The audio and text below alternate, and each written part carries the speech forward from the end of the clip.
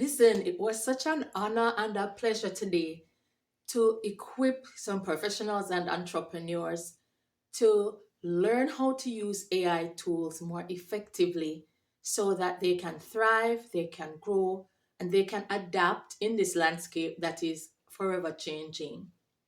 Now, I just want to give you a couple of the gems. It was an amazing session.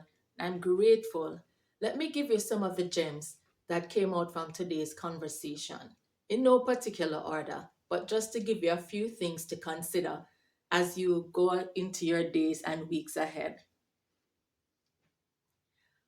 One, the fact that you can do something doesn't mean that you should do it. Establish your guardrails around AI usage. What will you and what won't you do? Among those things is think about intellectual property. Are you giving credit to the sources? Are you including in your prompts that it should give you the reference or the source from which the information came? Then, are you thinking about the environment? Really, you don't understand that there's a lot happening in the background that helps to generate the images that you get. And those things could be impacting our energy resources.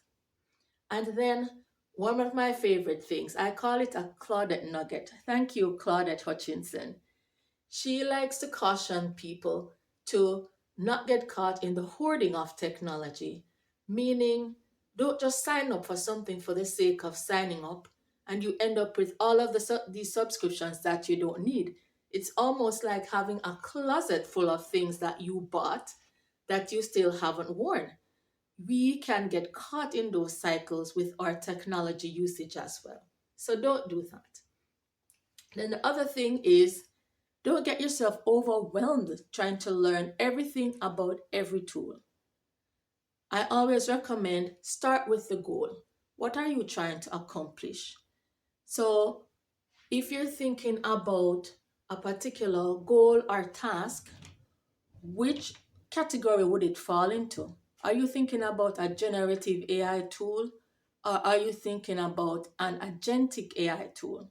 So, do you need something to do the tasks for you? Or is it that you are looking, for example, for something to brainstorm with? The idea is not every tool is for everyone, and we overwhelm ourselves unnecessarily trying to learn everything about every tool just because somebody said it was cool. And the next thing to keep in mind is start where you are. Make sure that your prompt includes your level of understanding of the subject matter so that it provides you the guidance at the level at which you can manage the information it's going to give you. Then, and most importantly, invest more in you than in the tool, meaning put more of your time, effort, energy, and money into developing yourself and building your capacity to improve, evolve, and develop.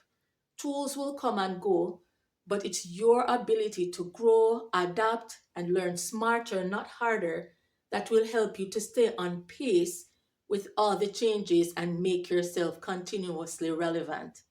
And finally, don't delegate to AI what only you can bring to your audience, to your clients, to your partners, to your employees.